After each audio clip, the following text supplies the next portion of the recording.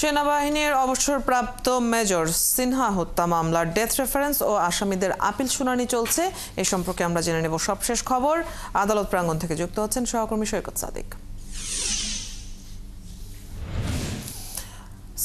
সৈকত, এই মামলার শুনানির কি খবর আছে আপনার কাছে? আপনি জানেন যে টেকনাফের যে মেরিন ড্রাইভ সড়কে মেজর সিনহার যে খুনটা হয়েছিলেন সেটা কিন্তু খুবই আলোচিত একটি মামলা, এবং সেই মামলার দুজনকে তখনকার টেকনাফ থানার বরখাস্তকৃত ওসি প্রদীপ কুমার দাস এবং যে আরেকজন যে বড়ছড়ার যে পরিদর্শক ছিল লিয়াকত আলী, তাদের দুজনকে মৃত্যুদণ্ড সহ টোটাল যে 8 জনকে যে যাবজ্জীবন দিয়ে যে 6 জনকে যাবজ্জীবন দেওয়া হয়েছিল, সেই আদেশের বিরুদ্ধে কিন্তু হাইকোর্টে করা আপিল এবং আসামিদের আবেদন মিলিয়ে যেটা ডেথ রেফারেন্সের শুনানি সেটা কিন্তু শুরু হয়েছে উচ্চ আদালতের বিচারপতি মুস্তাফিজুর রহমান ও বিচারপতি সগির হোসেনের যে হাইকোর্ট সমন্বয় বেঞ্চ, সেখানে কিন্তু আজকে ওসি প্রদীপের পক্ষে বা আসামি যার মৃত্যুদণ্ড রায় দিয়েছিল নিম্ন কক্সবাজার যে আদালত, সেই আসামির পক্ষে কিন্তু এখন তার আইনজীবী সেই শুনানি করছেন। এবং যেহেতু বলা হয়েছে অগ্রাধিকার ভিত্তিতে এই মামলাটি শুনানি হবে, হয়তো আজকে যেহেতু প্রথম দিন শুনানি শুরু হলো,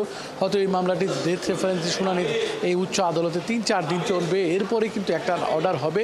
তো আজকে প্রথম দিনের শুনানি শুরু হয়েছে এবং আসামি পক্ষের আইনজীবী সেটা শুনানি করছে।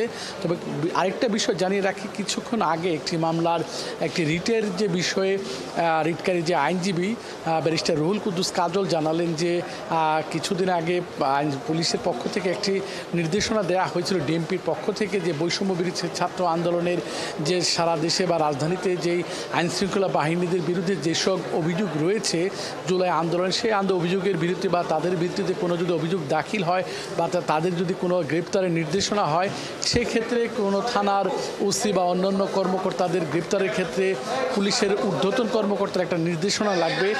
এমন একটা নির্দেশনার প্রেক্ষিতে কিন্তু একটা রিট জারি হয়েছে এবং এই আদেশের বিরুদ্ধে একটি জনস্বার্থে একটা রিট জারি হয়েছে, যাতে এবং রিটকারীর পক্ষ থেকে বলা হয়েছে আদালতে বলা হয়েছে যে আদেশটা বা যে নির্দেশনাটা দেওয়া হচ্ছে এটা অবশ্যই সংবিধানের পরিপন্থী, এবং এই যাতে কোনোভাবেই এই নির্দেশনা যাতে না মানা হয়।